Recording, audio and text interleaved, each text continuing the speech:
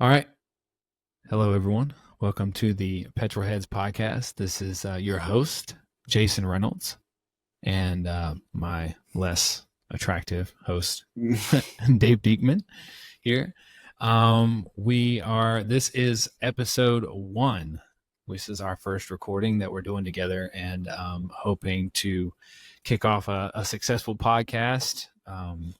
We're going to be covering some F1 topics, deep diving into the races, just reviewing, previewing the next races, touching on different segments, news, anything going on. So yeah, we'll jump right in here. There was one thing I wanted to touch on. I want to begin every episode with talking, a little bit about like maybe what's going on in the world today or a hot topic or something, just whatever. But I wanted to get your thoughts on the Austin Dillon penalty. For anyone that doesn't know, Austin Dillon is a NASCAR driver. Yes, this is an F1 podcast, but I wanted to touch on this because it's all things racing, it's a similar field. So, yeah, if you need to Google search Austin Dillon Richmond race, tell you everything you need to know. I think it was good. Good penalty. Yeah. It was, yeah. First time we'll agree all episode, folks. It would have hurt to take the win away, but the playoff spot hurts, but I think they knew they couldn't take the win away at that point, but yeah. Definitely more deserving driver needs that spot. I think that you have to, you have to draw a line somewhere. And that was over the line. And what do they have? 2-3 more races till playoffs? So they just raced at Michigan today. Yeah. Because it got rained out. And so there's 2 more races after that. But they're at Daytona this weekend, so it's gonna be a wreck fest. Yeah. Anybody can win. Yeah. So might get a new winner. Yeah. But Tyler Reddick won today, so no new winner. He's already won a race. So, anyways, if anybody wants any more information, just Google that one. Okay, so today's episode, one of the reasons why I wanted to start this at this point with this week is, we're coming right to the end of the, mid-season summer break, if you want to call it. It's a little further than mid-season, but I thought it would be a good episode to start with where we could cover, just the season up to this point, talk about some of the standout moments, and, teams, drivers. And then we're going to have, drum roll folks, power rankings, totally original, completely. But we're going to have our top 10 power rankings of the season so far. And then we're going to jump into some predictions for the rest of the season. So we're going to get into it right now. So this is season 75. I didn't realize that either when I was doing research. It was the 75th season of F1. Thought that was pretty interesting. Mm-hmm. So I was supposed to have this up already, but I wanted to jump in. We kind of look at the driver standings so far.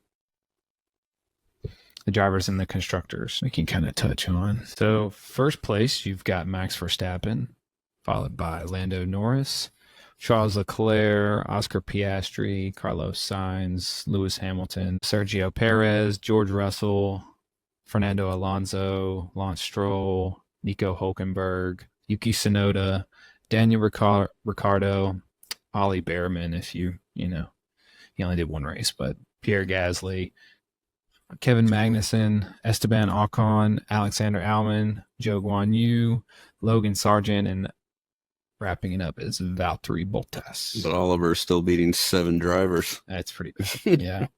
It shows you how scarce championship points are there in F1. With the Constructors' Championship, we've got Red Bull leading the way with McLaren, Ferrari, Mercedes, Aston Martin, RB, Haas, Alpine, Williams, and still with no points, Kick Sauber.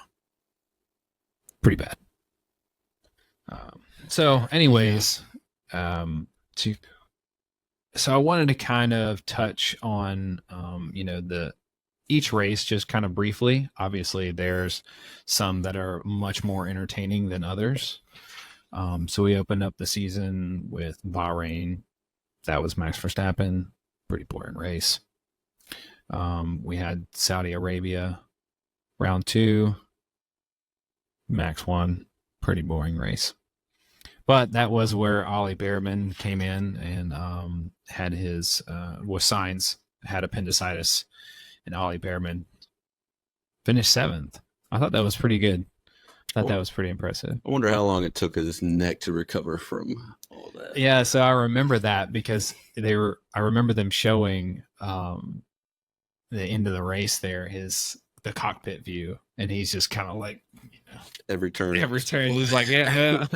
But that to me showed, like, just that when people talk about like someone from a different racing could just jump in and be competitive in F1, and it's like your neck wouldn't hold up two laps. He's from F2, and that shows you how much difference that is. Yeah. I mean, just from an F2 to an F1. So yeah, that I was pretty impressed though with his racing. I thought he did pretty good. I think that solidified his deal at Haas. Yeah. Once he put on a good performance, 6 points.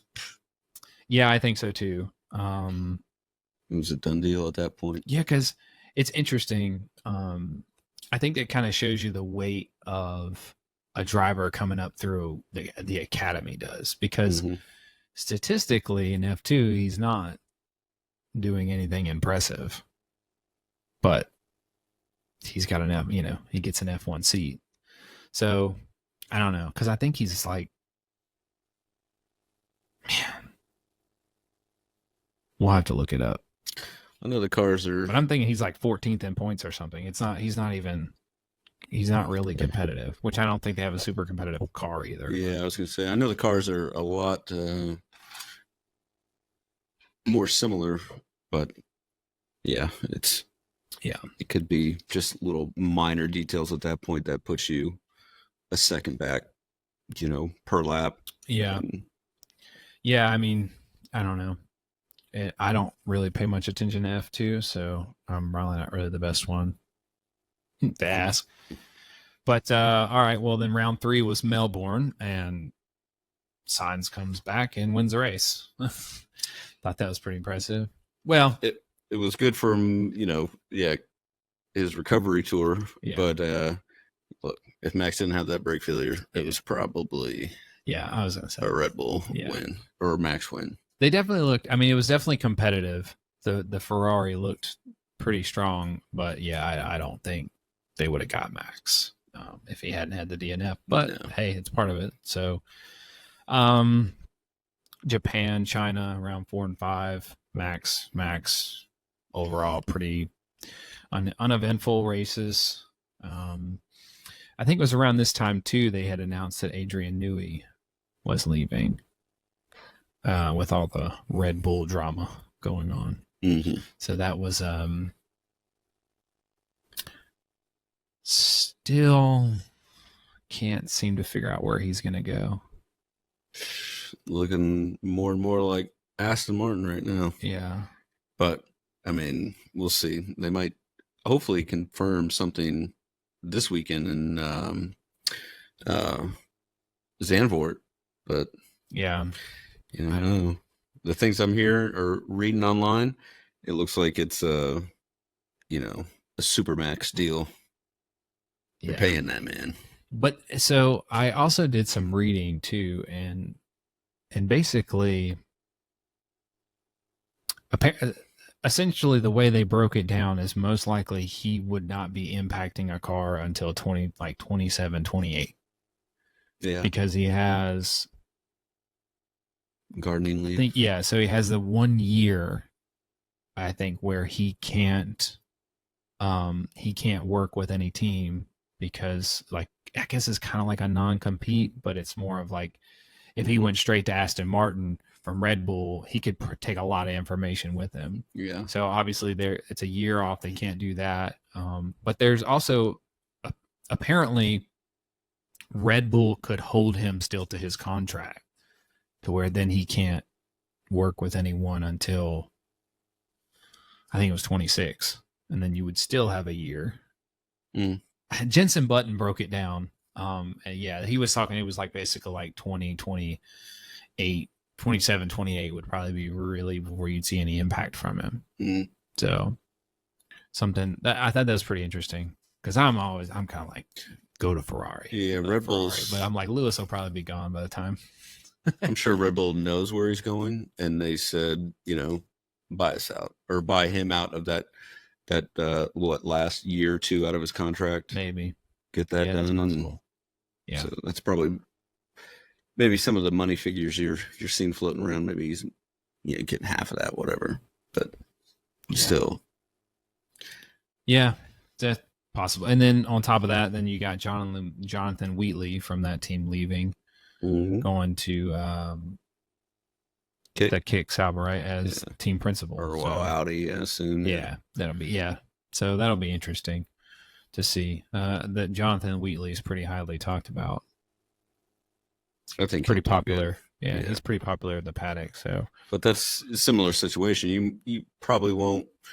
You'll have a new energy around the team in the first year, but lasting results probably won't come till year 2, year 3. If him at the helm. Yeah, well, I mean, you've got to get the whole. I mean, that's a whole brand new team, right? And I don't know how much they're starting on their own versus that they're getting from Sauber, but apparently, the rumor is that it's a disaster. Because that's why they say that Sainz didn't go there. Because Sainz' dad has a lot of connections to Audi and has been involved with Audi for a long time.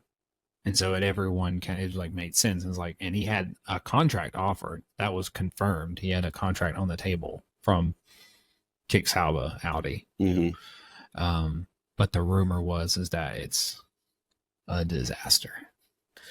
And so he was like, no thanks. I think next year probably be similar to this year, where it's just you're showing up and racing. That car is not really collecting points, but absolute crap. It's a shit box. I mean, imagine 2026 if they just focus on 2026, they could have a decent run. Yeah, Audi's a powerhouse. They're not gonna. If they're coming into it, they're not going to half-ass it. Right. Well, that's they're going to put some money behind it, get some good people in there. And I feel like too, it won't be long before after that you'll see a German Grand Prix come back. I'm surprised we haven't already. Yeah, I was. But yeah, you're going to have a German driver and a German team. Yeah. Yeah. Kind of like a Seb. Yeah. I feel like you kind of have to. But I don't know. Apparently, it's the Nürburgring or Hockenheim ring. I guess maybe just don't have the money for it. But yeah, you want to talk about a shit show? I think that's a shit show. In Germany, you're running those. Yeah, those tracks. Yeah, those 2 tracks. So. Yeah, not good. Anyways, so we went into round 6, Miami, and I feel like this is where it was like this point really kicked off. Yeah. And because Lando got his first win. Yeah, Lando got his first win. That was pretty big. And and I feel like that was where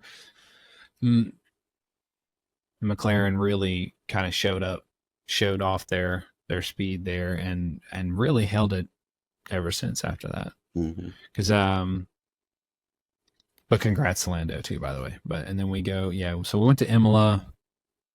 Max won that one, yes, but that was if you remember the end of that race. More laps, so Max going to be. Yeah, Lando was coming. Yeah. It felt like Lando was. Yeah, I think he finished 2 seconds behind him. I mean, he was right there. Yeah. And then you had the dream come true for Leclerc. The curse was broken. Yeah, that was cool. I was glad to see that. Yeah. You're going to talk about somebody who was stoked. That was really, I was happy to see that. That was he deserved that one. Won that race pretty much, but man, they've got to do something. They need to have like a, I don't know, like a 3-round crazy qualifying shootout or something there, and then just have the Grand Prix. Because it's just, I mean, you can't do anything there, race wise. Like during the Grand Prix, yeah, I mean, it's just send like 8 cars out at a time. Yeah, something like 7. yeah, like just basically turn, qualifying in more of a, I don't know. They need to do something there, but yeah, because you can't get rid of the Grand Prix there. Comes a point where it's like, yeah, the race was everybody's even be like, even the drivers again. Yeah, even the drivers were like, yeah, well, quali was it. No, it's just boring race. That's where the race is I mean, Perez qualifying. didn't have a boring race. Well, he didn't have a boring first lap.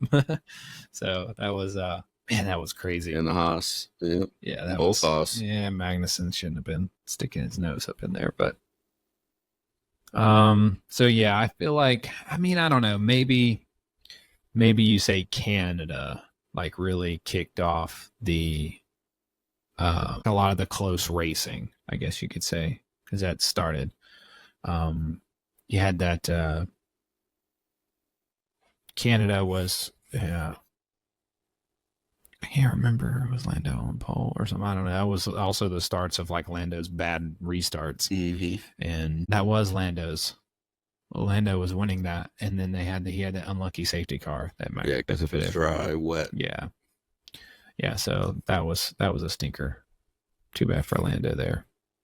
But then Spain. Russell came from P3 to P1 around the outside. That was a really good move, but just didn't have the car to hold it there.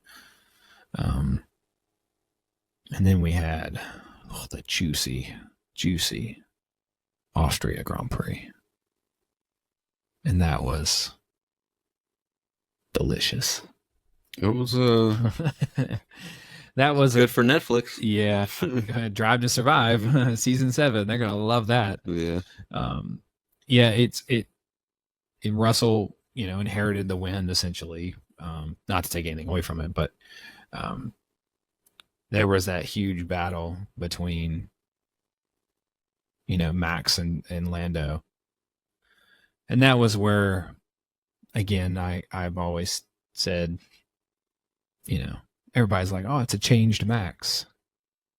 Max is so much more mature and calm down. And then, no, he was just winning everything by 30 seconds.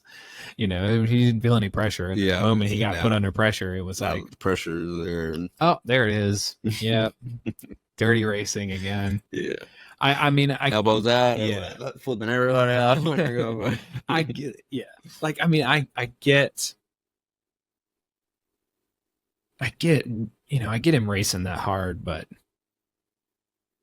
it's like I made the point before, like you talked about with like this NASCAR thing. Like at some point in time, you've got to have some kind of regulation, because otherwise, like, well, then why they're just the demolition derby? Mm-hmm. You had to have some sort of standard of driving, because if you don't, then you're never going to get past me, because I'm just going to wreck everyone that tries to pass me. I think when it comes to this though style of racing, FIA is going to let the teams police their drivers. FIA is going to take the stance on track limits, obviously egregious acts of, moving under braking. Yeah. Like why things he got like the that. penalty. Yeah. He got the penalty. But when it comes to wrecks, FIA is kind of like, that's on you guys, and that's where the team steps in and says, look, knock that shit off, because look, it's not just fighting for you and the driver's championship. We're fighting for everybody here at the track, everybody back at the shop. Yeah. So yeah, because I mean, don't do that shit. When you a lot of people, especially like a lot of people from the NASCAR realm, when they look at F1, they go like, why in the, like, oh, it's too many penalties, or you know, there's too much politics. But you have to also remember that the teams don't get the Constructors Championship. Like when you get down to nitty gritty, the Constructors Championship is more important.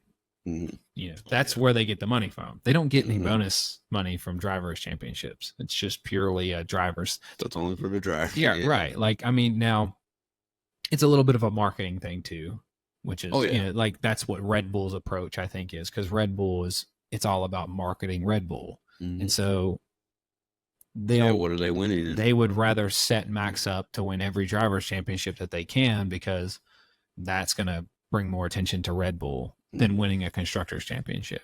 Yeah, because if he's on the front, what do you see? Right, Red exactly. Across when he's the face of it, you're seeing Red Bull as the face of F1. So, you know, you have to understand that it's just a different standard. And not to mention, you know, these cars don't have fenders on them. You can't just go, you know, beating and banging on each other like you can in NASCAR. So there's definitely it's just a different style of racing, and that's what you have to understand. You know, you have much more of the team game, and you have to, you know, you've got to play into that. Oh yeah. You know, so, but yeah, that really spiced things up. I guess they buried the hatchet afterwards. Mm-hmm. Yeah, probably pretty quick. Lando was like, on Sunday they were probably like, if he doesn't apologize to me, I lose total respect. Yeah. And I was kind of like, stick to that, Lando. Yeah. Not to be biased. He's too nice to let that go.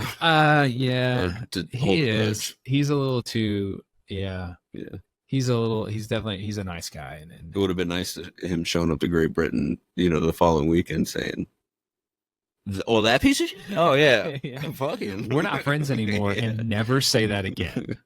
I'm sure he probably got a little tired of hearing that too, you know, being like, oh, but you guys are buddies. Like, you're going to race each other hard? He's like, look, you know, we might do something occasionally. We're acquaintances, but, you know, at the end of the day, we're race car drivers. We moved on to Great Britain, and Lewis had his first win.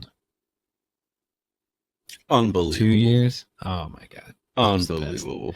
It was the best. My wife, who is British, cried. Just like Lewis. Ridiculous. I mean, all biases aside, you had to love that. That was all right. That was what that sport was all about. It was a good race. Those moments. I mean, he ran a perfect race. Absolute. Just spot on perfect. And that was where you really seen, I feel like, the experience. Yeah. It was like, that's where you saw it. Mm-hmm. I thought for sure. I was like, yeah, Max is going to get him. Max is going to catch him. Max is going to catch him. But he held it off. It was very impressive. And that was another one, I mean, you could have seen that was thrown by McLaren. You know, if they'd have put on the medium tire. Yeah, because they stayed out an extra lap or two. And I think they were trying to cover the wrong driver. You know? Well, but I mean, hindsight's 20/20. Yeah. Well, this is where I bring up the McLaren not being a championship winning team yet, because if you're Mercedes, if you put Lewis in that situation and that team Mercedes, he's getting put on the medium tire and he doesn't have an option. They're going to tell him. They're going to look at the data and they're going to go, that we were flying on that tire. That's the tire I'm going to put you on. And if it happened to be wrong, they take the repercussions of that later. Mm-hmm. But again, touching on the where Piastri has grown so much. If you go back and you listen to the radio where they brought up to Piastri and they were like, we were thinking the medium tire, and he cuts them off and goes, yes, like that's the best tire. And they put him on and he was flying. And they came on the radio to Lando and said, hey, we can put on the hards to cover Max, or we can put on the softs to cover Lewis. Well, if you're Lando, of course you're going to say, put me on the sauce. I want to go for the win. But they didn't say, hey, we are rapid on the medium tire. Yeah. That's going to be the best tire to go on. And just make that decision and live with the consequences of it. And I think that that's where McLaren has got to become more decisive. They've got to stop, about the only time, like with Mercedes, I like to use them as an example just because they won championships for so many years. And they're much more just, this is the tire you're going on. This is the strategy we're doing. Like, you can get feedback. Obviously, they're going to get feedback when it's wet. Like, hey, is it ready for inters? Is it ready for dries? Like those things you need the driver feedback. But you've got a lot more information than the driver. And there's sometimes that the team's going to get it wrong, but you kind of have to go with that. You asking Lando to make the decision,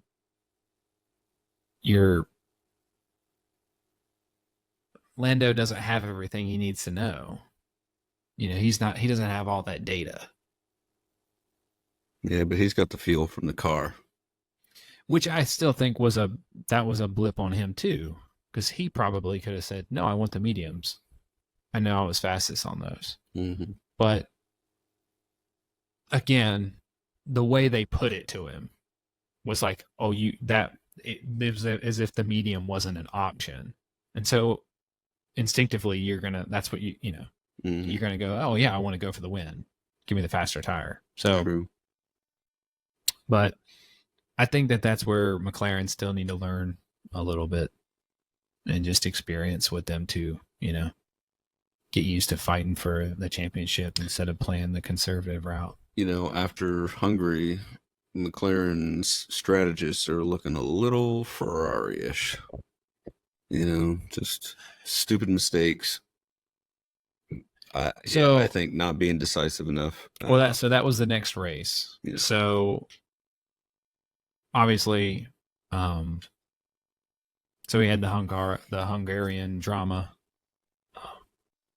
Lando had the pole, had a bad start. Oscar got a better one of these. Yeah. And he won. He got the lead fair and square. Lando couldn't get it back. And then you had the strategies play out where they brought Lando in first to cover off Lewis, which then gave him an undercut on Oscar. And then, so when Oscar pitted, he came out behind him, but they said, they made Lando give the position back to Oscar, and then Oscar won the race. So after I dwelled on that one, because at first I was like, that's stupid. That wasn't a good move, because either way you were getting a 1-2 there. Mm-hmm. If you just let Lando, but then you're also letting Lando gain points on more points on Max. But they made a really good point with, they got to keep Oscar happy. They showed right there they don't have a number one driver. Yeah. And Oscar took that one fair and square. And I think that one's tough. I think maybe if the championship battle was a little closer, they would have maybe thought about that one. But again, you've got to keep Oscar. You got to keep morale up. You got to keep Oscar happy. I think that was a perfect time for him to see his grit, because think about it. He got screwed on the first pit stop. So it's like, okay, now we could either say, hey, Lando, let him back by, or let's see what you can do. Can you pass him on your own with just your racecraft? Now, granted, the engine lives, they could be at a different stage. Oscar could be nursing something, a little bit, but I think that it was a good learning experience for Oscar, saying, all right, look, you got screwed, fix it now. And then when the time came, they were putting the pressure on Lando, saying, let him by, come on. Emotionally blackmailing him. Yeah. A little. Yeah. I mean, And I think that was Lando's point too, where he was like, "Well, tell that to fucking come on, like catch up." Well, yeah, but I mean, they knew that I don't know. Two equal cars, equal drivers, basically. Because I mean, you could argue at this point, Oscar is just as fast as Lando. It would be tough, but I think Lando would have held him off the entire race. I don't think Oscar would have got him. I think he would have only fell further back because it's like impossible to pass there anyway. So it just, I don't know. You're basically saying to Oscar, you're number 2. You can try to sprinkle it around, because Oscar did absolutely nothing but beat Lando fair and square. He beat him on the restart. That was all I needed to do, and then keep the car. Obviously not wreck the car, but it's not. He can't call the strategy, so it's not as if he made a wrong decision. It was just that he should have got favorable strategy, and that's the favorable strategy was they should have boxed him before, right? So I don't know, that one will. I would have loved to seen the fallout if Lando was just like, just unplugged his radio and just kept going. Because then it really would have been a garage split, because everybody would have, Oscar's side would have been like, what the fuck's he doing?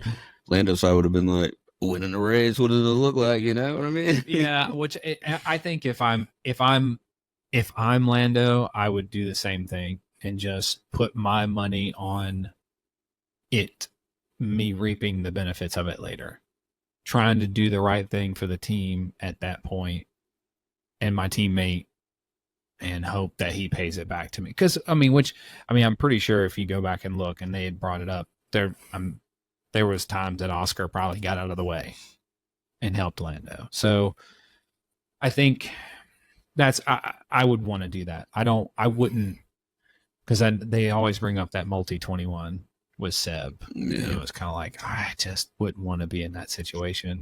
Well, they got 10 races to see if Oscar will repay him, or if Oscar's like, oh yeah, so fuck him. Well, what if it's kind of like a like an Abu Dhabi 21 situation, and you got Max coming up through, and Oscar's looking in his mirror like, you know what, that guy helped me out. You ain't getting past nothing, Max.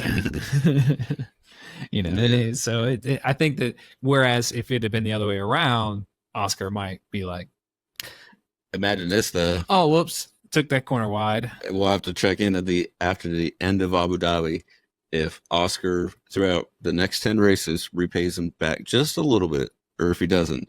Because if he doesn't, I have a feeling Lando is going to be crying a river. Yeah, he's going to be pissed. But man, like you can't ignore, which, and we'll get into that a little bit more later, but you can't ignore, in his second season, Oscar is just very impressive.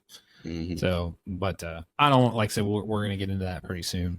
So then after that, we went into Belgium, where Lewis absolutely, completely fair and square, just won the race. Didn't have anything happen to benefit him at all. No, that was another one. It's such a good. It was so cool to see the different strategies like that. And again, I'm like, man, why didn't other teams try that? But again, maybe the other teams knew the weight issues, or things like that. It was probably definitely a concern for him. They probably, I'm sure, close figures, but it was definitely a concern. They were like, yeah, can't do that. Yeah. So, Russell won on track, got disqualified, and Lewis inherited that win. What So a Lewis kick is to the nuts. Lewis is the only other driver with more than one win. Who would have thought that we'd be saying that? Let's put an asterisk by it. Okay, let's put an asterisk. I mean, It's still. tied 1-1. Hey, if you're putting an asterisk there, then you're putting an asterisk by Max for 2021 championship. Fuck it. Who cares? Never letting that go. But they don't care how you do it. But just as long as you win. Yeah. Just like what a time to be an F1 fan. Really is what it feels like. And I wasn't. We didn't say that going into the beginning of the year. It just looked like, oh, here's another 2022. Yeah. And I still wish it just would have. I wish it had kicked off this way, so you could see. Because I'd love to see a closer battle for the drivers' championship. Yeah. I mean, so there's 10 rounds left, right? And and Lando's 78 points behind. So basically, he's got to outscore Max by an average of 8 points in 10 rounds. It's doable, but it's doable. Tough task. You need a couple of DNFs. Different. It'd be different. Yeah. Well, it would also be different if it was only McLaren. If it was like McLaren versus Red Bull, but Mercedes is there every single week, and Ferrari, I'm sure will probably not every week. Who has 2 of the last 3 weeks race win? I don't know. Just wondering. And Ferrari will probably be somewhat, when you have a guy like Leclerc, you can always throw a car in there, to be competitive. And you're probably going to have, with the car so close, there's probably going to be some more, taking each other out.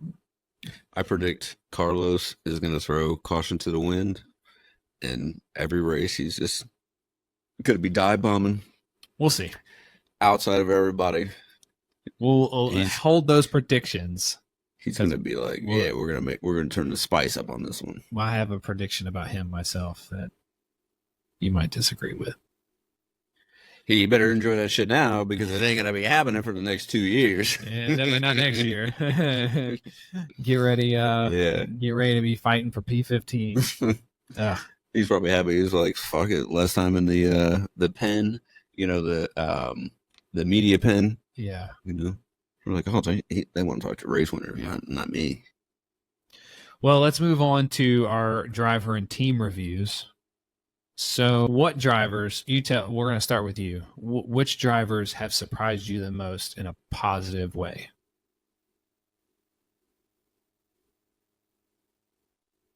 That would probably be Oscar for me. Yeah. Just because I think he's consistently there almost every race. And his restarts are a lot better. Now, does he have better racecraft than Lando? I don't know. Could it be just blind luck, like he's still kind of in his rookie phase a little bit, where he hasn't. I mean, now he's learning how to fight at the front. Yeah, so that's going to be a whole new experience for him. So I think it's kind of like maybe a new rookie season fighting in the front. Yeah, I mean, I think that you're seeing his racecraft get better, and that needed experience.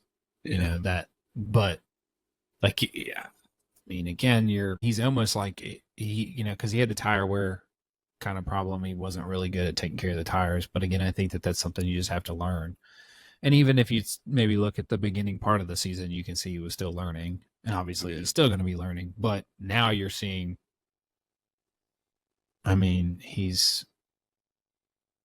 I don't know. I think he's just a little bit more away from being, you polish him a little bit more and he's going to be, because again, I think that he has he has he doesn't get emotional and he has a confidence about him. Mm-hmm. And I he's got a good team behind him too. Not just outside of McLaren, but I know Mark Webber's his manager. Webber, so that's Mark Webber's good. too. And Mhm. I mean, I know this might be a little bit of a hot take, but it wouldn't surprise me if he come out and just started being better than Lando and started beating Lando at times. I don't know. He's definitely. We'll see when we get back because he's got the momentum right now. Lando was ready for that summer break. I think Ferrari and McLaren have the drivers that are probably the most equal, as far as skill set, everything. Oh wow, the whole package. Do you think that Lewis is that much better than George? You heard it here, folks. You heard it here. You're insinuating. I mean, not to get off topic, but yeah. I still think George is good, but he makes stupid mistakes under those high pressure situations where Lewis is just. Lewis doesn't do that. He's pretty much rock solid the whole race. Yeah. All the time. Yeah. Most of the time. Well, I mean, again, I think and maybe age has got him a little bit with qualifying. Either that or it's just the car, right? The car is not exactly how he wants it. So, but yeah, his racecraft, race pace is still just second to none. Yeah. But yeah, so Oscar, I definitely agree with. I have two more that I think are going a little under the radar. Yuki has really surprised me. Mm-hmm. I think Yuki has done a lot better, is outperforming that car a little bit. He's definitely carrying the team. Yeah, that RB is crap. And so Daniel, but it's tough because if you're in his situation, you're kind of like, why don't I haven't, why am I not being looked at for that Red Bull seat? Oh, I'm sure he's questioning that, but it's he's doing good. Basically, it's Helmut Marko is just like, Yuki who? But he's showing good maturity in the fact that, he's not getting looked at that seat. At least figure what till Sergio is 2026 if he finishes out his contract. I think Sergio. You know what I mean? Sergio's not there next year, I don't think. So I think shows a lot of maturity in him for that aspect. He's probably now when he's racing, he's still a little feisty. Oh yeah, he's like a kid out there. Which I think with his temperament. I think that's like the sole purpose right there as to why that they don't want a guy like that in that second seat. Yeah, because you're thinking Red Bull's getting the most TV time. They don't need Yuki going out there. What the fuck's that retard? Yeah. Or he called somebody a retard and he got in trouble for it, right? Yeah, he did. Yeah, he did. Yeah, he but it's true. Like, what the fuck was that retard doing there? I wish I could remember who it was, but yeah, he did. He called someone. It's probably Lance Stroll. And you want to talk about somebody that shouldn't be an F1?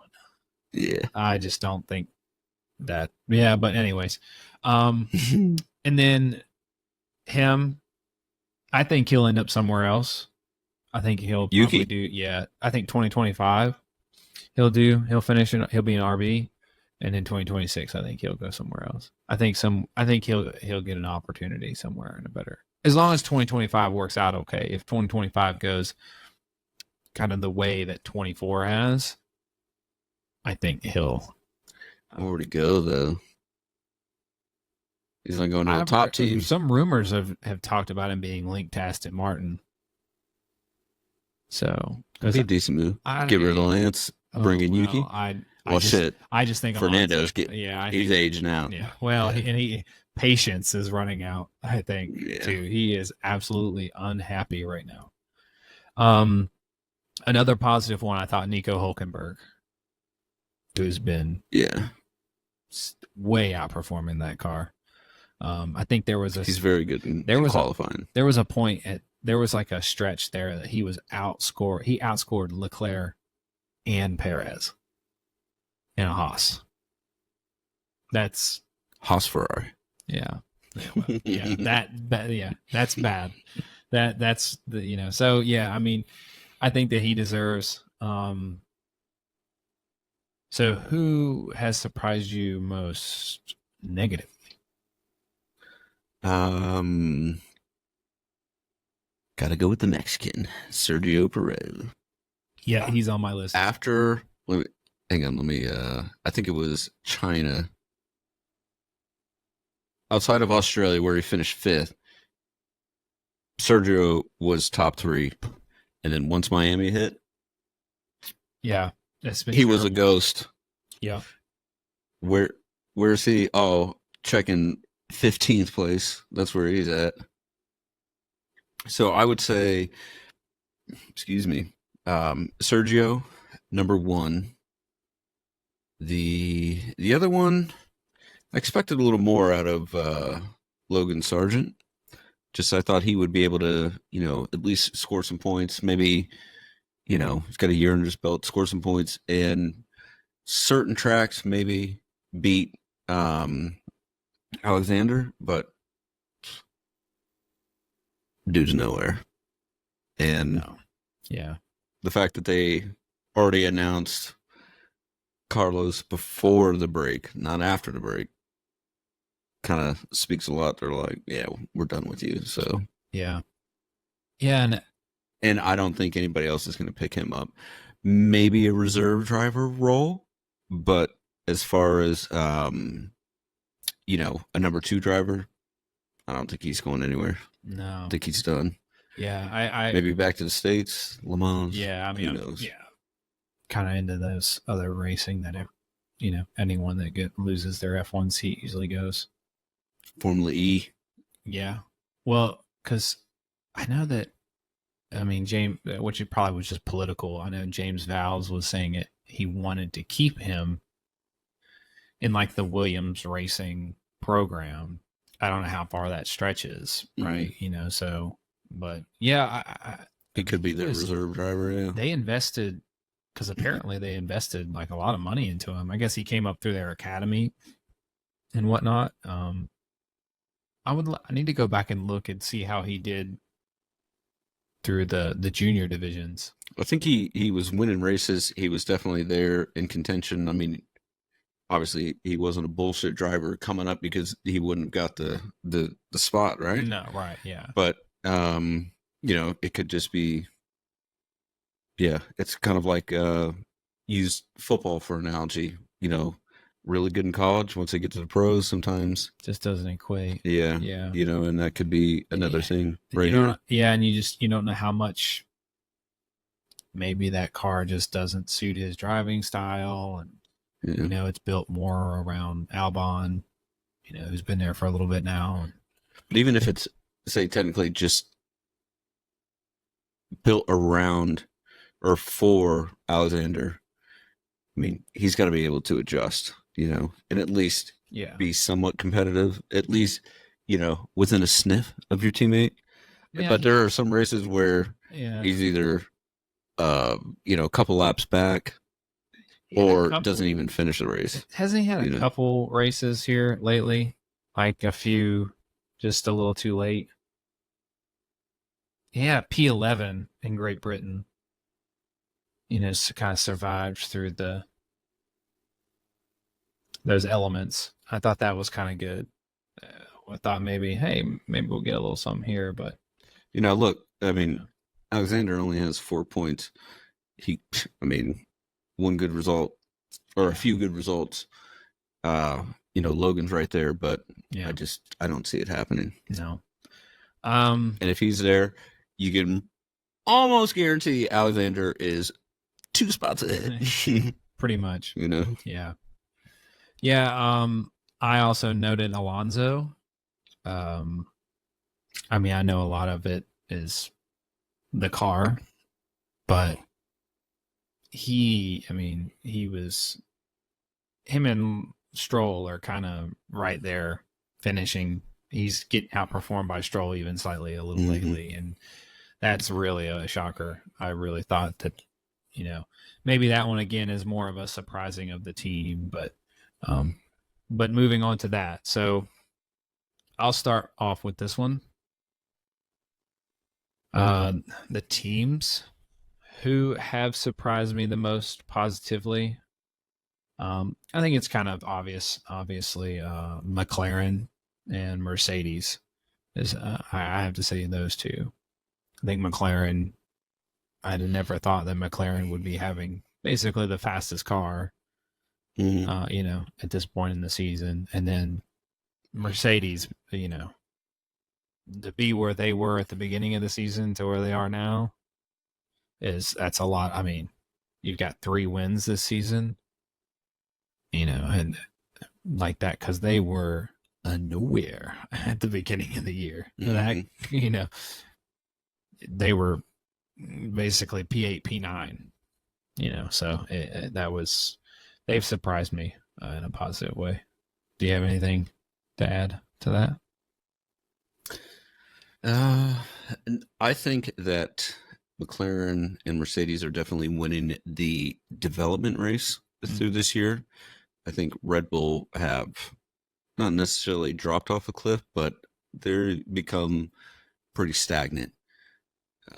Similar with Ferrari. I think after round 4 or 5, they took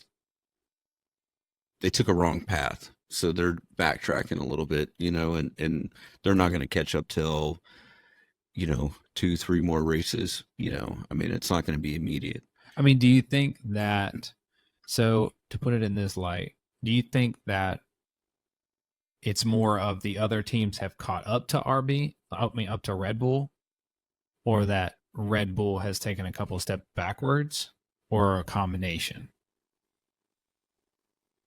Because, could you say, that Red Bull car is still the current Red Bull is better than maybe better than the 2022 Red Bull, but the other teams have caught up, so it doesn't look like it's as fast? Or is it they maybe missed a couple marks in the development of this car, and now it's actually worse than the car last year's? Well, think of it like this: you're the top team, right? Yeah. So any kind of developments are going to be minimal, So whereas you're a Mercedes or McLaren, so you're okay. Can say you're on the back foot a little bit. Your development changes are going to have a lot more significant impact, say, versus Red Bull, where they already know that they have a fast car, so they're just tweaking minor little areas, whereas McLaren are going to do a whole package. They do inlets, side pod, the downwash, everything, so there's a lot more to gain, or it looks a lot more impressive from the teams that gain a lot more, just because they have a bigger development window. Yeah. Whereas Ferrari and Red Bull, Red Bull is even smaller than Ferraris, so I think when you see positive, it's very minuscule, and it's you won't see it to the naked eye. But if it's negative, with in play with McLaren, Mercedes making bigger jumps, then their developments that don't work look a whole lot less compared to everybody else. Yeah. So. Well, I mean, and they do basically reverse order. So the higher you finish in the championship the year before, the less win time, the wind tunnel time you get, CFD time. Yeah. And then I think, was it last year that Red Bull had to take the penalty? Yeah, I think it was tunnel penalty for breaching the cost cap. So, I mean, yeah, I'm sure all that plays into. But if you think about it, that really doesn't have a huge impact because they're already the top car, so they already have a good package going in. Now it's just minor tweaks. Whereas say from McLaren down, have to make sure that they are on the ball when they go in there, because they still have limited time, but they have to make bigger gains in that, so they've got to be more strategic. They've got to make sure they are squared away when they're going in. Where Red Bull, they have the least amount of time, but they got the fastest fucking car. What do you? Well, it's kind of too, like, they would have been able to put a lot more resources sooner into the 23 car last year because that too. their Yeah. 22 car was a Mhm. mile and a half away. But I think, and probably a little bit of what's going on there now is there's just some bad PR around that Red Bull team, Yeah. and the morale's probably not the best. So, Oh yeah, morale. and that's going to affect things. Yeah, like Yeah. that is. But Especially with Sergio running like shit, they're like, man, we just keep taking the fucking hits right here, Like, you got, Max, and then, please don't get hurt. That's all they're thinking. you got, and then him coming on the radio just absolutely blasting the team, acting childish. So that those things are going to play a role. I mean, I think Oh yeah. it's like you can sit there and be like, "Oh, that's Max, and that's who he is," but yeah, it's okay when he's running good. You start having issues, and then it's like, "Oh wow, like Mm-hmm. you're really gonna pile more crap on us." It's like we're already, we already feel the pressure of not having the fastest car and having one driver not performing, and now we got one acting like a child. It's not going to be easy. It's funny though, one thing I do love to watch is how each team deals with their particular divas, because every driver up and down the grid is a diva in some sense of the word. And, obviously, the higher teams, they're obviously going to get more radio play. And you're like, man, Max says, shut the fuck up, He is something else. But then when you hear, say, I don't know, a Haas, and he's just, they catch him in a mid race, and he's calm, he's collected, and they're gonna be like, Nico, they need to get him in the top seat and look at him. He's so cool under pressure, and blah blah blah. True. So it's yeah. I mean, that the people listening to the radio are like, oh yeah, Max is crying. We need Max time. Whoever's crying the most of the time is getting the radio. Yeah. Well, and it's also just, especially when the battles are close at the front, that's what you're going to want to hear. Yeah. It's like, for sure. I mean, yeah, we know, it's a car dominated, the competition, but it's like, yeah, you don't want to hear the radio of, and Lance Stroll when Lando and Max are running over top of each other. Oh yeah, right. Sure. But when you watch a race on a driver specific camera, the on the F1 app, you can pick your driver. You don't have to watch the national broadcast. Yeah. You start to learn if you follow them for enough laps, give it 5 laps, you can kind of figure it out, but you can see where every driver complains at each part of the track, whether it be the straight or, when he gets a little break, and when a team also talks to him. Yeah. So, so just say it's on the main straight for every driver, and then it's radio silence throughout the rest of the lap. Yeah. That's usually how it is.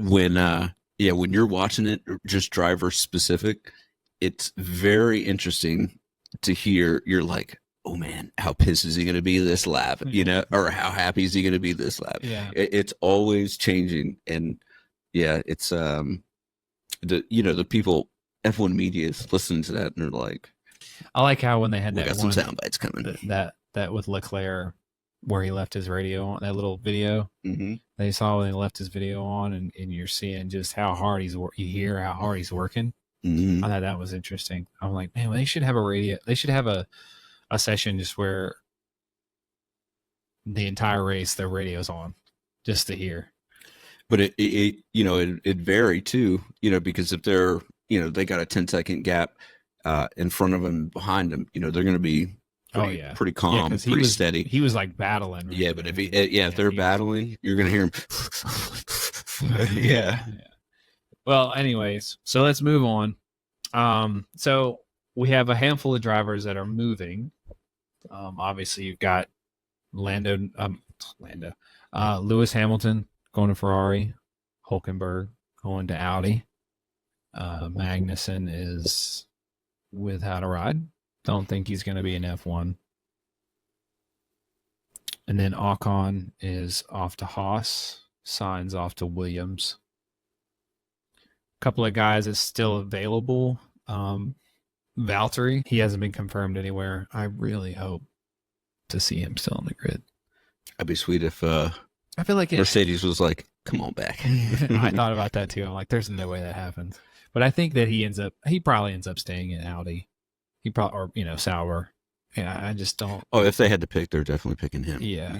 So he might. Sorry, maybe Joe. he's just doing some feels or something. Maybe Daniel's not. If he's not, he's an idiot. Yeah. Yeah.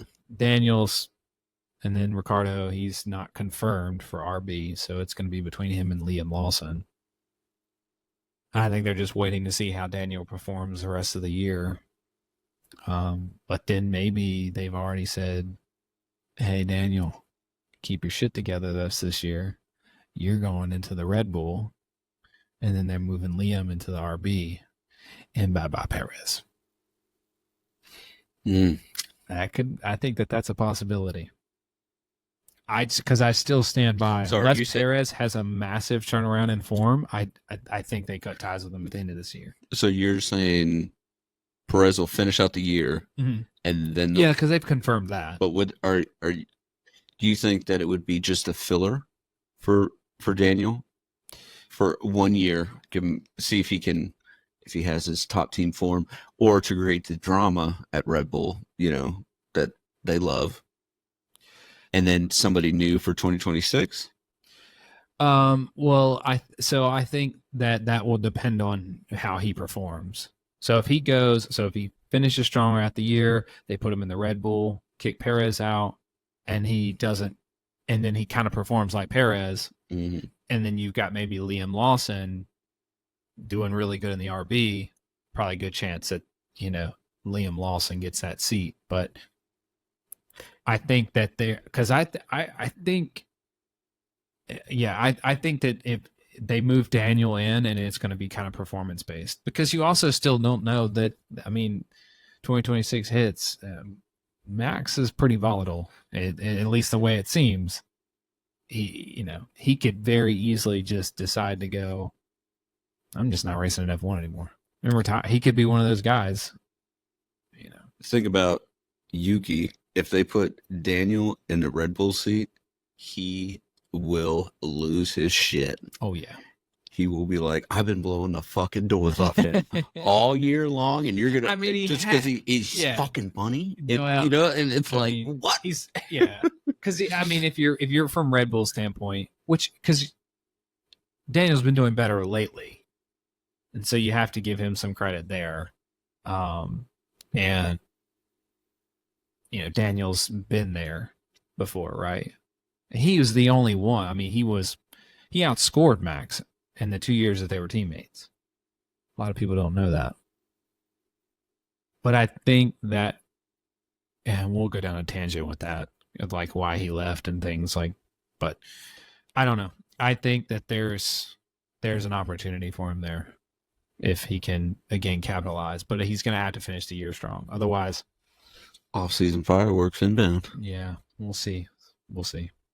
And then this, because with those drivers, the seats still being available, Mercedes still have one, Sauber have one, RB have one, and Alpine have one.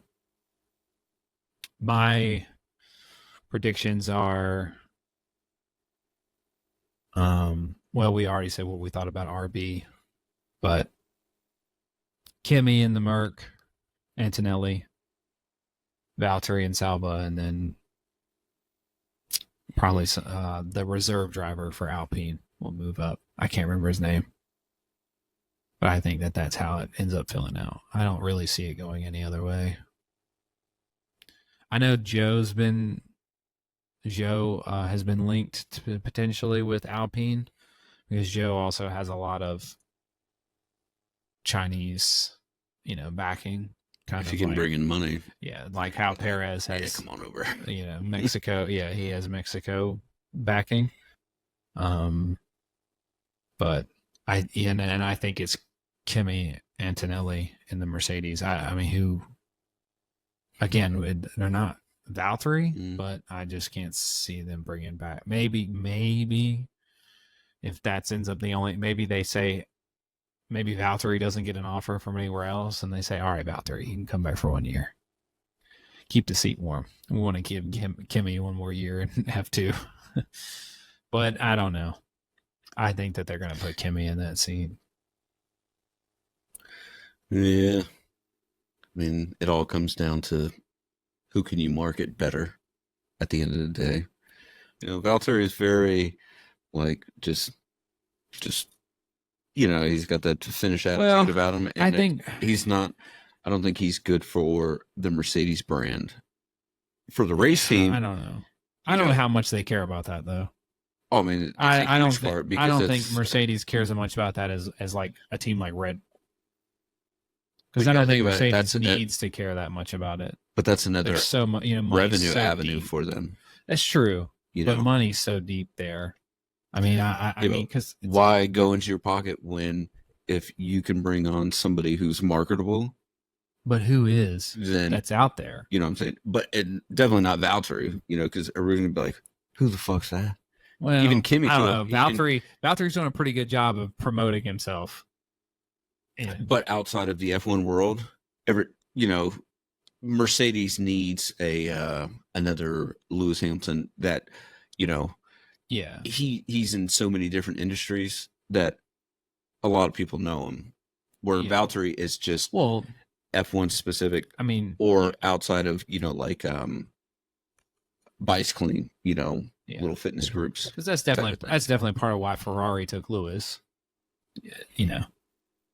That's that combination is crazy marketing levels there. Oh, marketing revenue is that's definitely a thing in there, and I don't think they feel that they can get that 100% with George like they could with Lewis. Well, that was going to be my point because I'm like, it's just George is not super marketable. I mean, he's kind of white bread a little bit, It's just there's not. I don't know. White bread. What does that mean? Like he's plain. Oh, okay. He's just a white British kid from London. And he doesn't have he's not a super spicy personality. He doesn't, and he doesn't.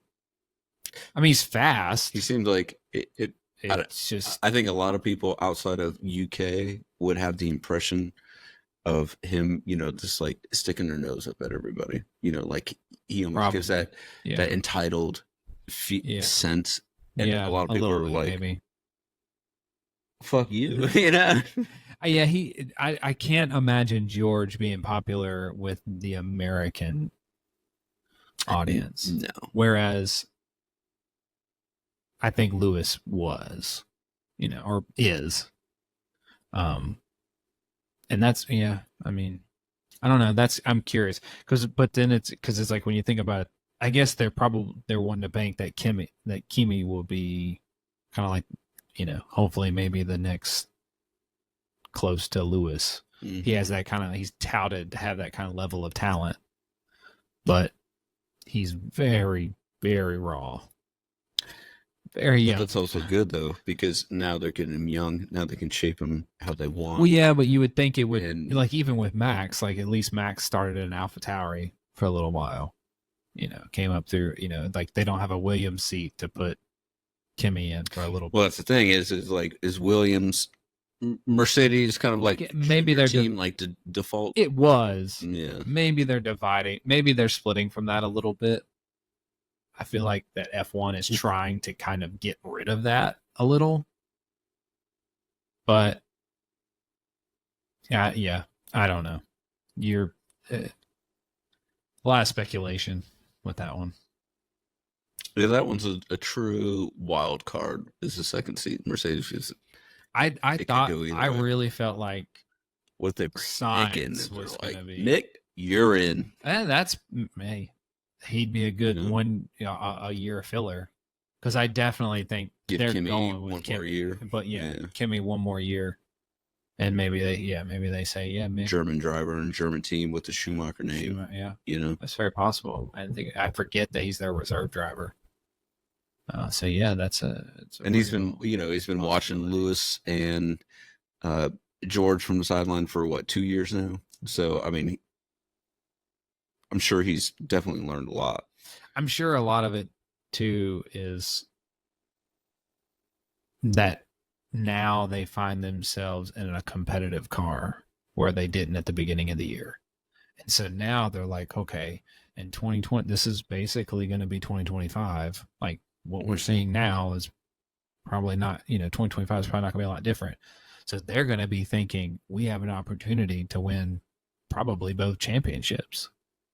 Like we can compete to win both championships. And so it's like, Yeah, do you bring experience? Yeah. You wonder if Lewis knew what he knew now, would he had maybe been like, all right, I'll do 2025 to take one last shot at an 8th world title with Mercedes. I think the lure of winning, apart from the fact that number 8, I think the lure of winning a title with Ferrari weighs above. I think Ferrari, and I think because he's in the latter part of his career, so he's like, and I think Ferrari was more committed to him. From my understanding, Mercedes basically didn't want to give him anything more than like a 1+1. They didn't want to commit to him more than 2 years, or maybe not even like 2 full years. Again, I think it was like a 1+1. And that has a lot to play on drivers' confidence too, because if you have a 1-year deal, every race is you've got to show out, and it's exhausting, I'm sure. And so, but if you have a multi-year deal, you're like, if I have 1 or 2 bad races, it's not the end of the world. That's how I thought it was. That's how Valtteri brought that up. That was how it was with Mercedes. Every single year he was there. It was a 1-year contract, 1-year contract, 1-year contract. Mm-hmm. Yeah, like if you committed to the guy, maybe because he had, did he have the raw pace that Lewis did? No, and he knows it. That's why he says Lewis. I mean, he's come out and said Lewis is still the quickest driver on the grid. It's just raw talent that he just has, and no, he's not. Look, hey, Valtteri knows more than we do. Anyway, so let's move on. So predictions for rest of the season. So who do you think that is like up in the top right now, doing well, will fall? On the downfall is definitely Sergio, but my next driver I see is Charles. I think he is going to mentally prepare himself for next year and the task at hand. So he is just going to check out on the season. You know what I mean? That's a hot take. And, granted, I know he wants to beat his teammate, and currently he is 15 points out, or 15-point lead. I think if he just kind of stays consistent, he'll maintain that gap, plus or minus a few points here and there. But I think Charles, is going to be preparing himself for next year. Well, I agree with you, Perez, but I'm actually going to go the other Ferrari driver. I think Sainz is outperforming himself right now. I think that you're going to see him. You'll start to see the effects of not being involved in the meetings and everything as much, being kind of cut out of Ferrari. I think you'll start to see that play out more. And I think that he's being propped up, not to take anything away from him, because he has been incredibly consistent. So I'm not trying to shit on Sainz at all. But I think that I think a little bit of it is propped up a little bit because of Leclerc's struggles. Because I think like when you go and look at Belgium, that to me that's the difference between those two. Leclerc put that thing on the front row on pole when it didn't deserve to be there, and still ended up getting a podium because of disqualification. And Sainz was kind of back there. I think that is the difference with them. Leclerc's just got to learn he's got to get out of his own head a little bit. Ferrari's got to stop, putting shooting themselves in the foot and they'll get it together. But him, and then I have a hot take on this one too. Because I think Max, you're going to see. I think that pressure is going to start getting to him with it. The bad PR, if you want to call it, that Red Bull's getting right now. I think you're going to start to see him start making some mistakes. Because again, you've already seen it. You've seen it twice now, with Lando, with Lewis at Hungary. If he'd have just chilled out, he'd have got Lewis. Even Lewis said that. He's like, if he'd have just took it easy, he'd have had a podium. Yeah. He's like that. He had the pace. Yeah. But he just starts doing those stupid moves. And I think that you're going to see that. I'll go as far as to say, I don't think he wins any more than maybe 2, maybe 3 races the rest of the season. My hot take, spicy. Who do you think? He might be another one that just, he was like, I just got to finish consistent because fuck him. I'm already way ahead. You know what I mean? I know that's going to sound maybe biased. I don't know. But when you look at the evidence, this is my argument. The only thing that you have 2021 where it was a heated battle, and you saw some shit from him that was over the line with Lewis all the time. And some of the time he got handed a championship by the FIA. They've admitted to that. Not my words, theirs.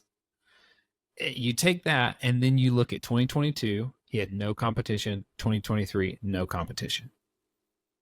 I'm not trying to take anything away from Max. I think he's unbelievable.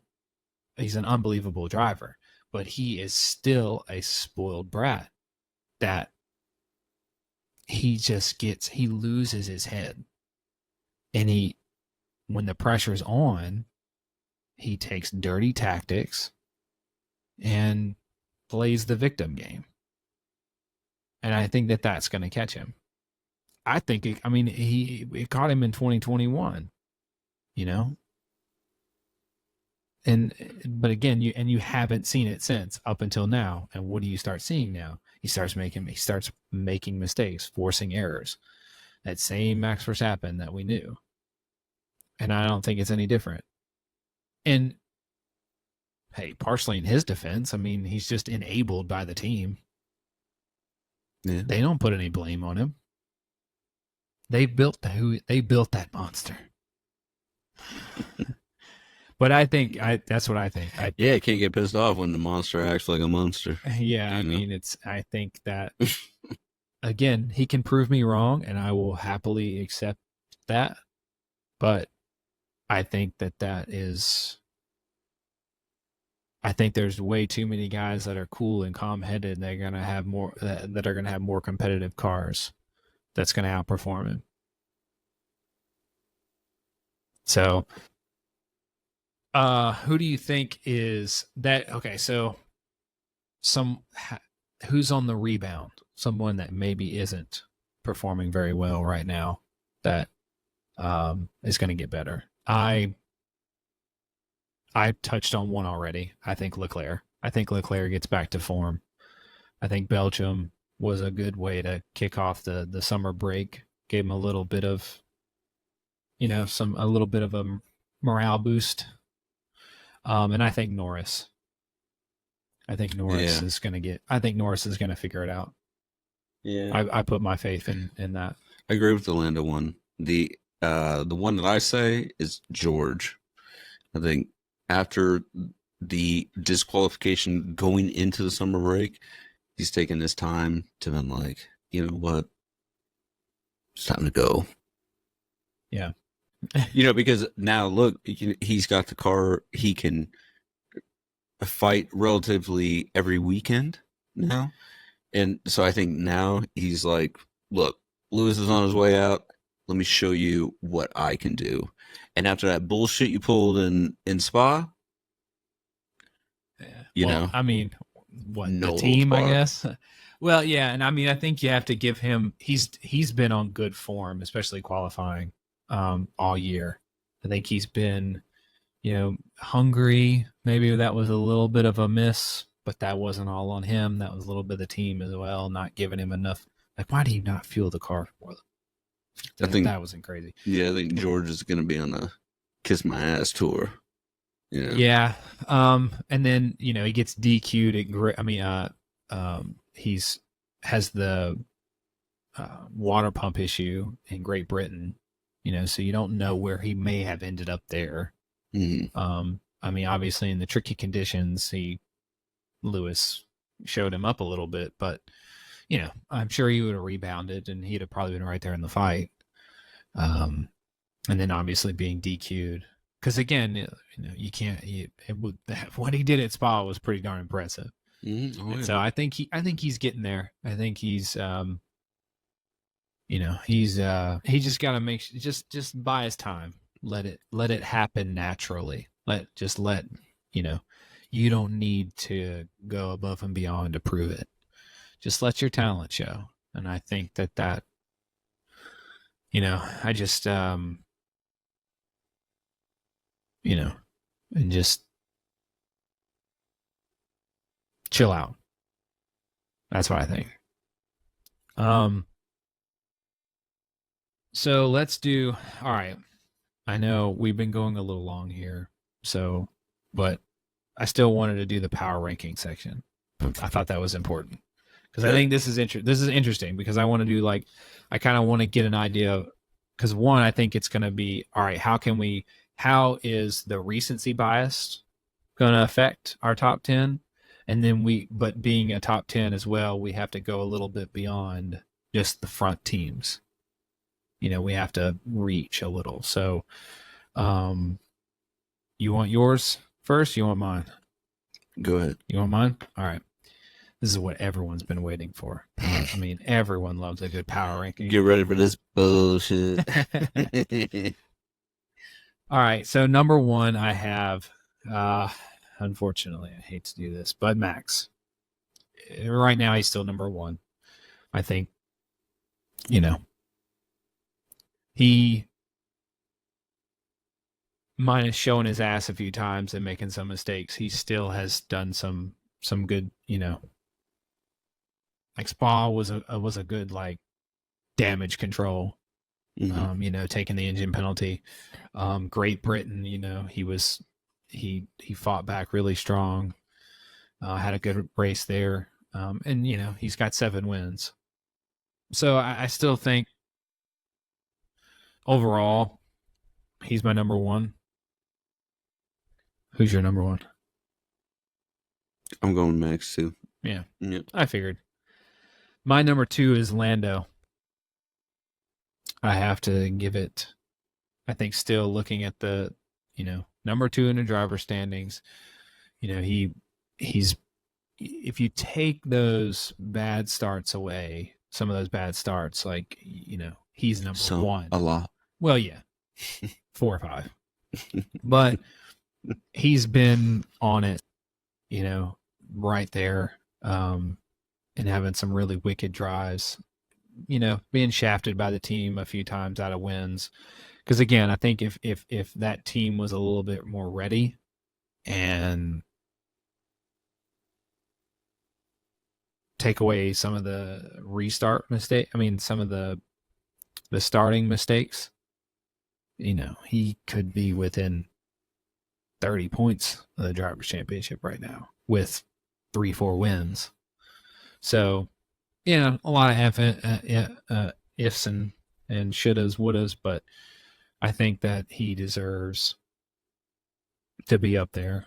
So who's your number 2? Oscar. I knew you were going to do that. I knew you were going to go there. That was a tough one. I mean, I think 2 through... You didn't know shit. I did. I know. I've heard how you've been talking about Oscar. I think that's a little recency bias. That's why I had to stop, because I originally was the same thing. I was like, I'm going to go Oscar. I was like, oh, that's kind of hot to take, but I had to stop, and because again, I made myself look at the season as a whole and not just play recency biased. And there was time, like the first half of the season, Lando was outperforming him by quite a bit. And so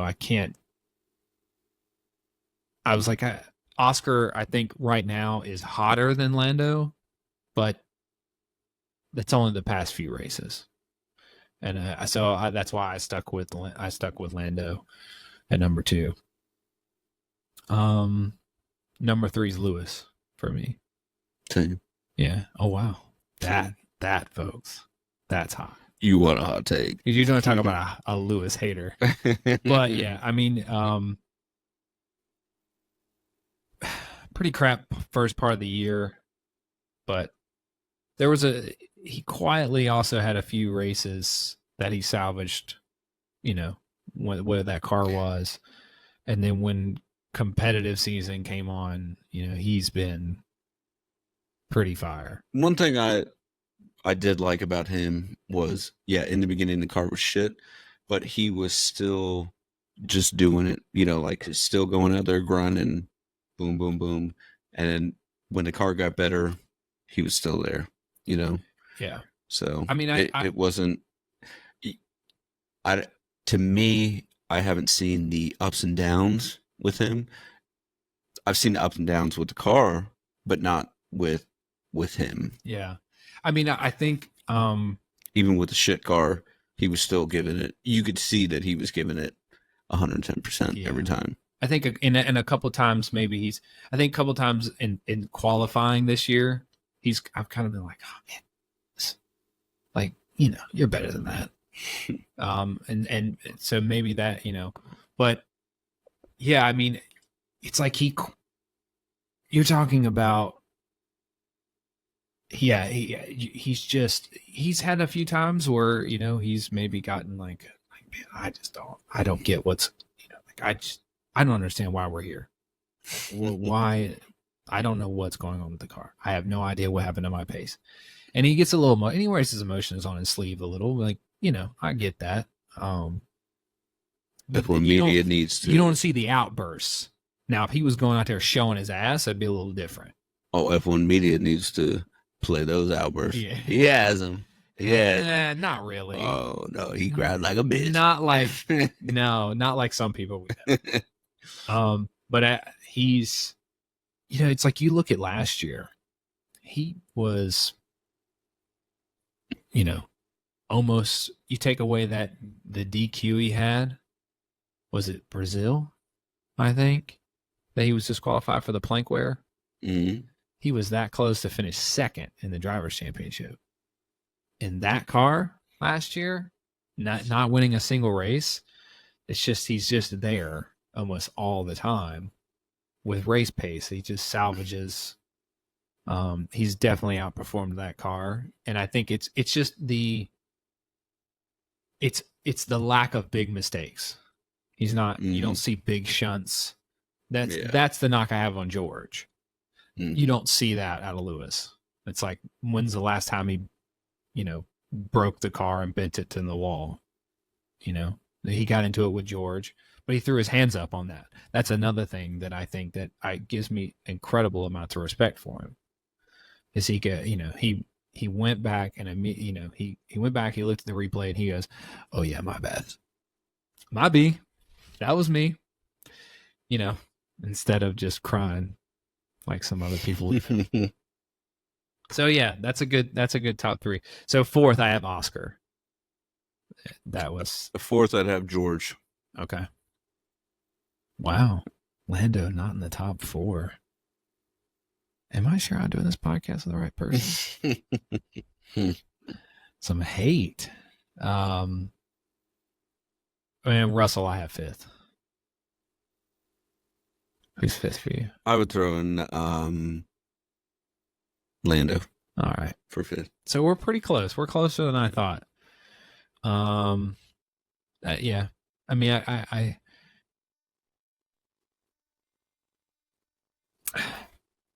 I guess maybe with Russell, the only reason he's not higher is like I've seen there's maybe been too many like there's a his highs and lows have too big of a disparity. Mm-hmm. Where like you can see in 1 week where he's oh dude, he's unbeatable, and then you see the big mistakes. And so and that I think that's where it's like he's got to get some consistency, and once he learns that, he'll be right there. So the second half, this is where I think it gets a little more interesting because they had to dig a little deeper here. But 6, I have Sainz. I would agree with that. Yeah, I would stick with that. 6, I think I have him 1 spot over Leclerc in 7th because I think Sainz has not finished anywhere less than anything less than 6th at any race. So, and he's won a race. So, I mean, you have to give, we just talked about consistency with Russell. I've got to give credit where credit's due with Sainz. I think he's been incredibly, it's almost like he is truly hitting his prime now. Yeah. And, I don't know. I think he was stepping into it last year, but now you're really seeing it this year. It's just, yeah. And I can't help.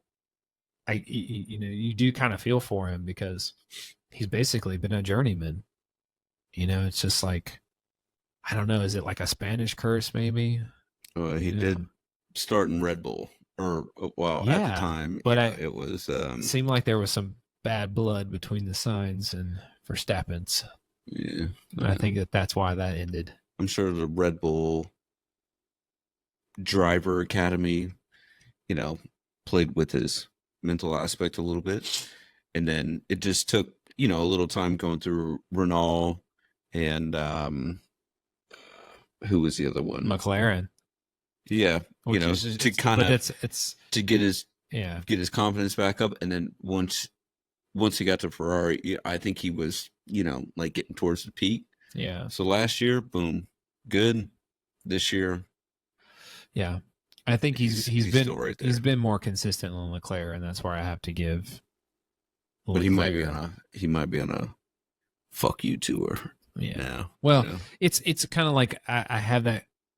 It's a little bit of that the comparison. Did your phone just die? Or did this screen just go black? Yeah. It died? It did. Oh, oops. Well, we'll work it out. Hey, Dave's still here, by the way, folks. Yeah, so, like, Sainz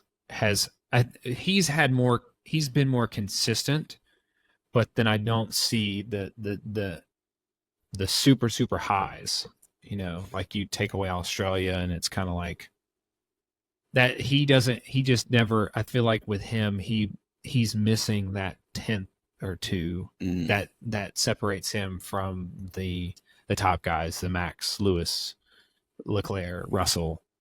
He just, and I think that's why he's a little bit of a journeyman. And he doesn't, I guess maybe he probably doesn't attract a lot of PR, maybe, Yeah, I mean, outside of F1 or Spain. Yeah. Be like, Carlos, who? Yeah. And then 8th, I have Nico. I felt like he's, with him being so good, I have him there. 8th with Nico, huh? Excuse me. Yeah, Hulkenberg.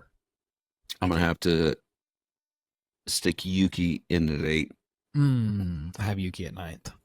So I felt like it was tough right there. That was like a tough between. Yuki, I think Yuki lately has been a little bit, he had the big shunt at Spa, and this is kind of like, that's a little tough. But yeah, you could argue between them two, for sure. And in 10th, I have Albon. Wait, who you got in 9th? Yuki. Oh, yeah. Sorry. Yeah. 9th, I have Pierre. Oh, wow, really? Yeah. Interesting. I think he doesn't have as many points as Ocon.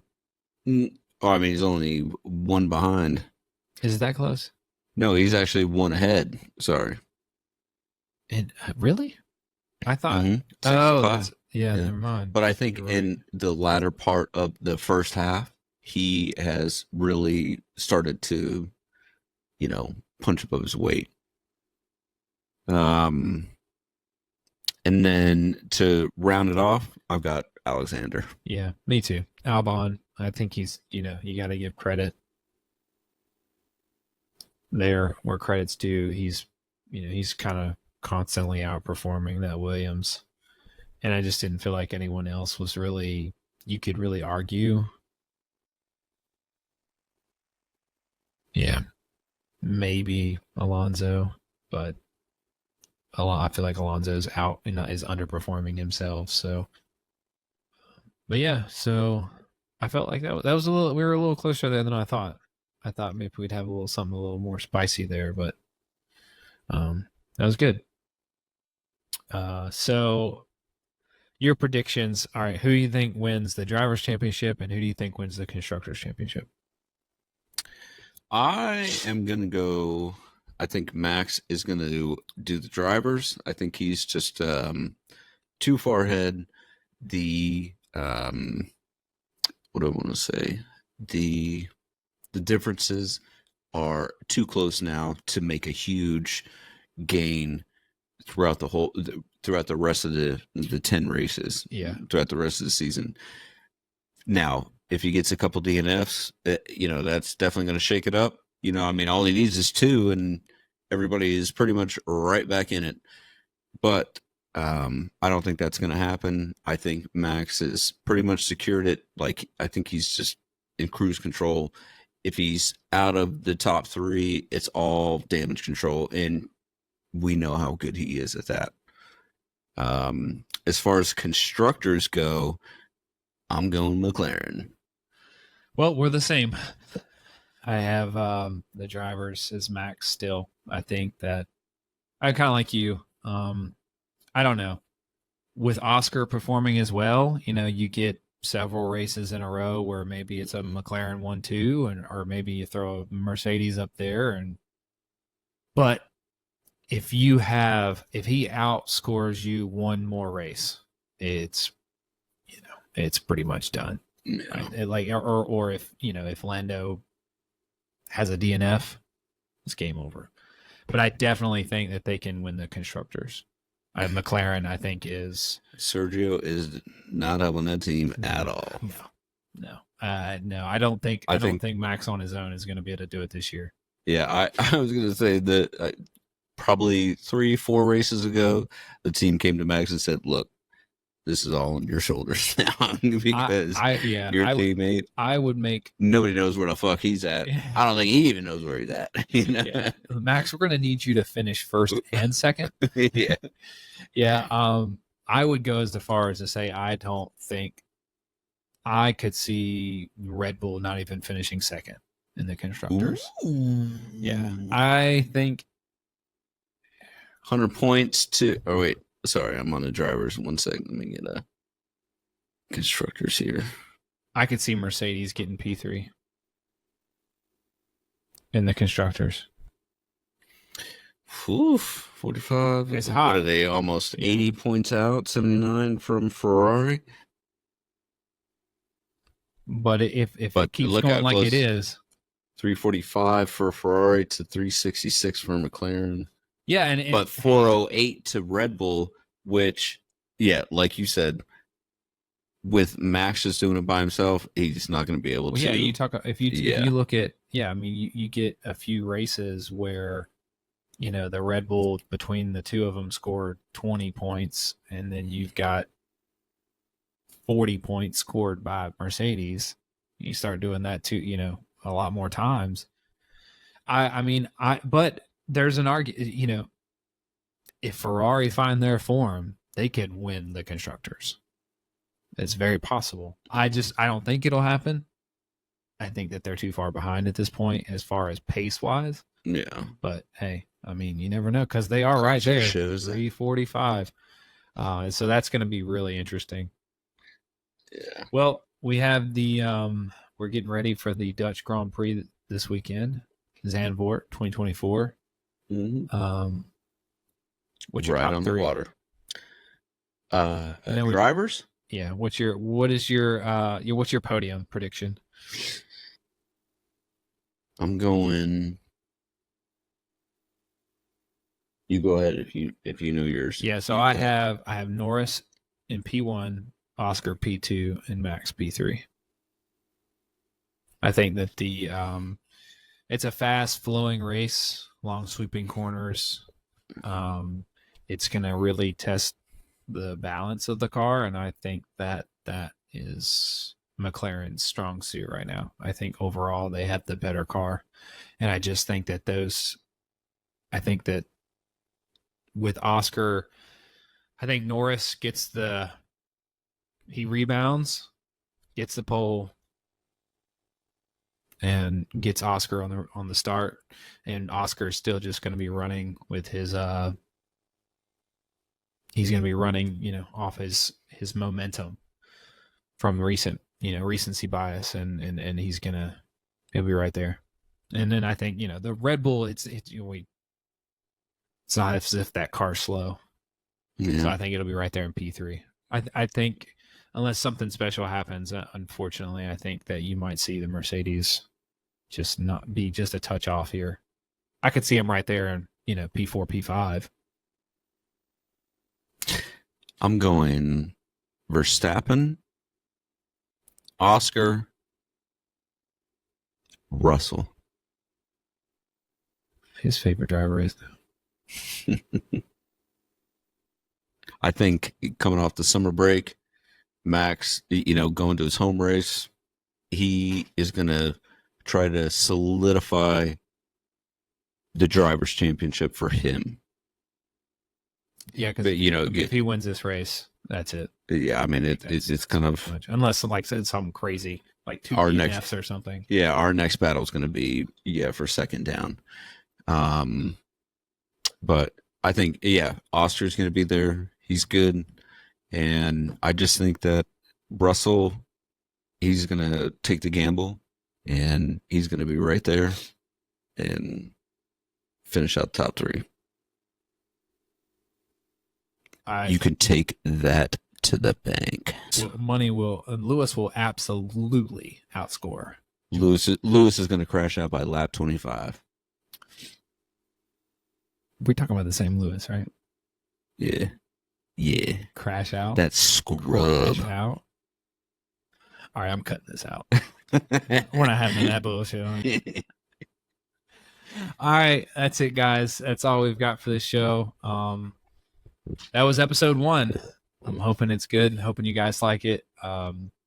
If you can, just if you like it, like the video, subscribe to the channel, leave us a review, give us some feedback down in the comments, and join us for episode 2, where we'll probably be just reviewing the Dutch Grand Prix and praising my 100% picks.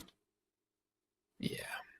So if I have a different guest next episode, we know why. The guy probably suck. All right. Bye, everybody. Bye.